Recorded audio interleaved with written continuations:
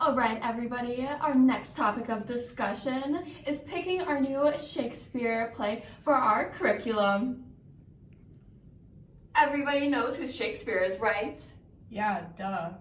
Yeah, he was born on April 23rd, 1564 to John Shakespeare and Mary Arden. Though there is no record, most people believe that William Shakespeare attended grammar school in Stratford-upon-Avon. While he was there, he most likely studied Latin, literature, and other languages as well. He didn't attend university, but instead decided to marry a girl named Anne Hathaway of Stratford and...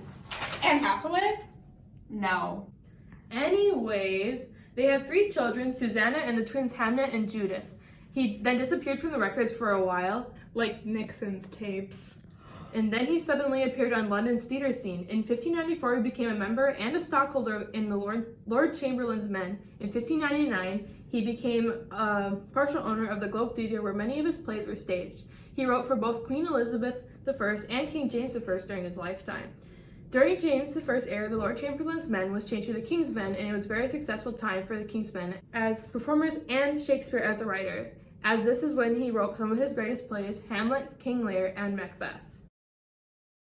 Well, anyways, you guys, I think we should do a drum roll, please. The Taming of the Shrew! I don't know, that's a little controversial for our students. I mean, Big Sister is always watching. It's symbolism? Shut up. Anyways, The Taming of the Shrew was performed in 1954 and was performed during the Elizabethan era in the 16th century, and it was also performed for Charles I and the Queen in 1633. So, any questions, you guys? Yes? Well, I know a little bit about it. Shakespeare was a working playwright who needed to write in order to pay his bills, so his primary aim was to entertain, just like me in college. He created a troubling comedy that explored Elizabethan issues of gender. Because the play's comedic nature, Shakespeare wanted to entertain his audience with the antagonistic behavior of Catherine and Petruchio, and give the audience a satisfying finale by having the two wed. Wait, wasn't I supposed to be leading this meeting? Shh, Michaela, this is getting good. Back to what I was saying, Shakespeare got inspiration from many folktales and ballads popular in England about shrewish wives being tamed by their aggressive husbands. The idea of taming one's wife was common in Elizabethan England, and it was coupled with the popular image of the shrewish wife in the male-dominated literary tradition. My favorite scene is when Petruchio first meets Catherine, but what happened before that? Whoa, where am I? I think I can help you with that. Who the hell are you? And what are you wearing? What am I wearing? Michaela, you too? Aren't you supposed to be leading our meeting? I'm here to tell you what happened before the scene. This work is a play within a play. It opens with a character named Christopher Sly. He becomes the focus of one of the local lord's pranks, where Sly himself is made to believe that he himself is a lord. The real lord has his servants put on a play, The Taming of the Shrew, for him. The play within the play opens in the Italian city of Padua. Thank God, I love pasta. Where Lucentio arrives with his servants, one being Tranio, to study. Lucentio changes his initial ambitions when he sees Bianca, a beautiful girl with a wealthy father named Baptista Minola, and instantly falls in love with her. There are 2 problems in his way, though. 1, Bianca already has 2 suitors, Hortensio and another guy. And 2, Baptista Minola will not let Bianca marry unless her sister Catherine is married first. Lucentio then decides to become Bianca's Latin tutor to become closer to her, while his servant Tranio is disguised as Lucentio. Hortensio, one of Bianca's other suitors, has a friend named Petruchio, which he hoped to solve the problem with Catherine. Because Petruchio does not care about what the girl is like, he only is in it for the money. I'm also only in it for the money. Can I be Catherine? Pick me, pick me! Wait, what are we doing? We are going to perform. Well, go with me and be not so discomforted. Proceed in practice with my younger daughter. She's apt to learn and thankful for good turns. Senior Petruchio, would you like to come with us? Or shall I send my daughter Kate to you? I do pray you do. I will attend to her. And woo her with some spirit when she comes. Say that she rail. Why then I tell her pain. She sings as sweetly as a nightingale. Say that she frown. Alsat she looks as clear as morning roses newly washed with dew. Say she will be mute and will not speak a word. Then I'll command her volubility, and say she uttereth piercing eloquence. If she do bid me pack, I'll give her thanks, as though she bid me stay by her a week. If she deny to wed, I'll crave the day when I shall ask the banns, and when be married. But here she comes, and now, Petruchio, speak. Good morrow, Kate, for that's your name, I hear. Well, have you heard but something hard of hearing? They call me Catherine. What do talk of me? You like in faith, for you are called plain Kate, and bonny Kate, and sometimes Kate the cursed. But Kate, the prettiest Kate in Christendom, Kate of Kate Hall, my super dainty Kate. For dainties are all Kates, and therefore, Kate, take this of me, Kate of my consolation. Hearing my mildness praised in every town, thy virtue spoke of, and thy beauty sounded. Yet not deeply as to thee belongs, myself am moved to woo thee for my wife. Moving in time, let he that move you hither, remove you hence. I knew you at the first, you were immovable. Why, what's immovable? A jointy stool. Thou hast hit it. Come, sit on me. Asses are made to bear, and so are you. Women are made to bear, and so are you. No such shade as you, if you were mean. Alas, good Kate, I will not burden thee, for knowing thee to be but young and light. To light for such a swain as you to catch it, and yet as heavy as my weight should be. Should buzz. Well, Callan, and like a buzzard. O slow-winged turtle, shall a buzzard take thee? Ah, for a turtle, as he takes a buzzard. Come, you wazzle, I faith you are too angry. If I be wasping, best beware my sting. My remedy is then to pluck it out. Ah, if a fool could find it where it lies. Who knows not where a wasp does wear his sting? In his tail. In his tongue? Whose tongue? Yours, if your tongue of tails, and so farewell. What, with my tongue in your tail? Nay, come again. Good Kate, I am a gentleman. Then I'll try. I swear I'll cuff you if you strike again. So be, you lose your arms if you strike me, and there's no gentleman, and if no gentleman, why then, no arms. A herald, Kate? Oh, put me in they books. What is your crest? A coxcomb? A combless cock, so Kate will be my hen. No cock of mine, you crow too, like a craven. Nay, come, Kate, come. You must not look so sour. It is my fathom when I see a crab. Why, here's no crab, and there not look sour. There is. Then show it to me. Had I a glass, I would. What, you mean my face? Well aimed of such a young one. Now, by St. George, I am too young for you. Yet you are withered. 'Tis with cares.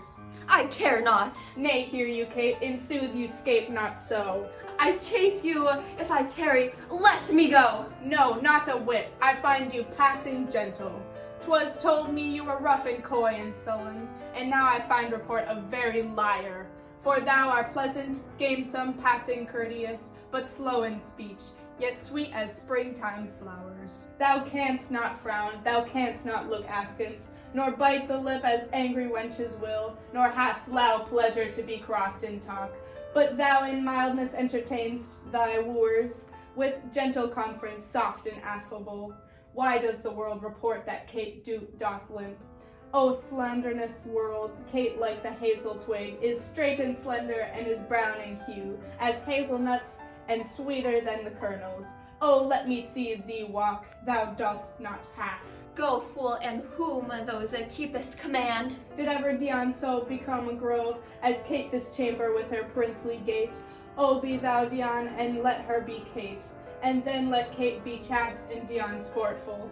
Where did you study all this goodly speech? It is extempore from my mother wit. A witless mother? Where else her son? Am I not wise? Yes, keep you warm. Marry, so I mean, sweet Catherine, in thy bed, and therefore setting all this chat aside, thus in plain terms, your father hath consented that you shall be my wife, your dowry agreed on, and will you, nill you, I will marry you. Now, Kate, I am a husband for your turn. For this by light whereby I see thy beauty that doth make me like thee well. Thou must be married to no man but me, for I am born to tame you, Kate, and bring you from a wild Kate to a Kate comfortable as other household Kates. Here comes your father, never make denial. I must and will have Catherine to my wife. Wasn't that fun? How did I know all that? Now, though the meeting of Petruchio and Kate does not go well, Baptista agrees to hand over Kate in marriage. Because the eldest daughter is now engaged, Bianca is available to the highest bidder, but she does not commit to a man. At the wedding of Petruchio and Kate, Petruchio arrives in an inappropriate outfit, causes a scene, and takes Kate to his house. There he starts the process of taming her, by starving her, depriving her of sleep, and psychologically manipulating her. After getting rid of Bianca's other suitor, Hortensio, they find an old man to sign the marital contracts in place of Lutencio's father. However, on the way to Padua, for Bianca and Lutencio's wedding, Petruchio and Kate find Lutencio's real father and bring him to Baptista's house, where he is signing papers with the impostor father. After massive confusion, Bianca and Lucencio arrive and clear up the disarray. The play concludes with Kate showing everyone how obedient she is to Petruchio, and they live happily ever after. The end. The end? That's happily ever after? Now, Emily, it's time to wake up. Emily, it's time to wake up. Emily, wake up. Emily, wake up. Sorry guys, I guess I'm just a little out of it. High school seniors fall asleep on me, not high school teachers. Honestly, show me some respect. Why is that your favorite section? I mean, you never really told us. This section really shows the theme of gender through male power over women. And I think it's interesting how even though Kate can fight back, she ultimately succumbs to Petruchio's marital order. Well, I guess it's important because when Petruchio and Catherine first meet, you can see the conflict that they hold between each other, and it's really the driving force for the rest of the play. Well, might I remind you guys that I am leading this meeting. My professional statement is how it does relate to the two themes of the book. The first one is based off of the gender and how it relates to the play and how it examines the 16th century idea about a woman. This then leads to the sexist assumptions of women's role in marriage, which is demonstrated throughout the whole entire play.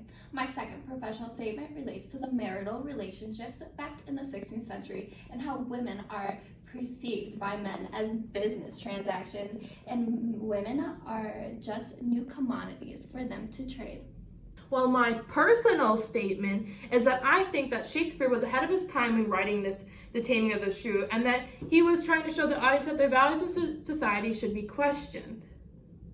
Catherine being beaten, starved, and tamed is a big part of the play, and I just think he's trying to go against how a woman was supposed to behave in his society.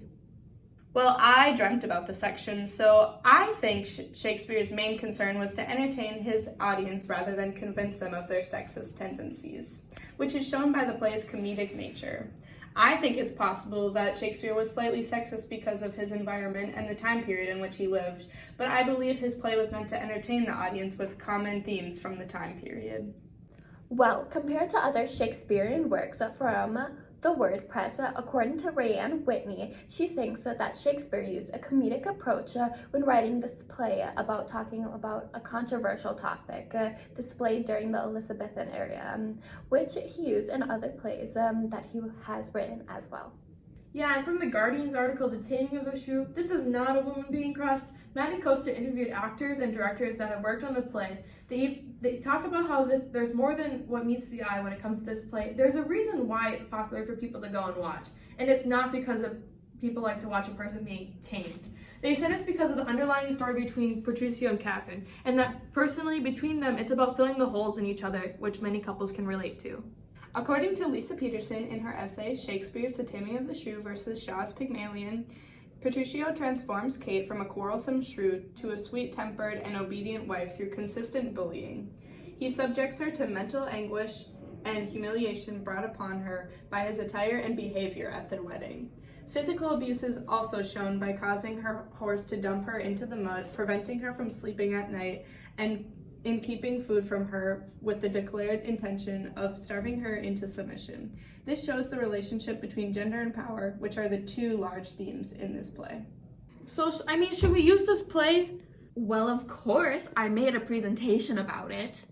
Yeah, you're right. I think we should. There are many lessons to learn with this play, and in the end, it'll be beneficial to our students. I agree. Okay, everybody, team it up. Wait, what? Hands in. 1, 2, 3, curriculum! Just around the bend.